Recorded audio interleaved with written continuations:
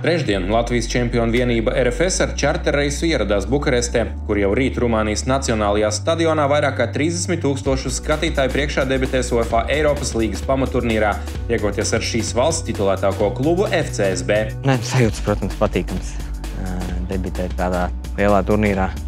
Stadions baigi foršais, diezgan liels, un es domāju, ka būs laba atmosfēra, vismaz tā sola. 2011. gadā atklātajā Nacionālajā stadionā spēles var vērot 55,000 skatītāju. Vasarā šeit notika vairāki vērienīgi koncerti, uzstājās Ed Sheerans un Coldplay. Pēc šādiem pasākumiem stadionā nācās mainīt laukumu, un tieši RFS kļuva par pirmo komandu, kas trenējās uz jaunā zāliena. Laukums fantastisks.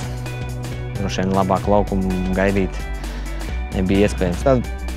Patīkama mandrāža ir tāda pirms tādām lielām spēlēm. Vienmēr ir tāda patīkama sajūta, nevar sagaidīt. Un rīt vēl ļoti vēl šī spēle, domāju, ka rīt būs vēl lielāka šī sajūta līdz pirmai svilpē, un tad jau aizies un baudīsim spēli. Komanda, kā jau Eiropas līgas līmeņa komanda, laba komanda un tehniski spēlētāji.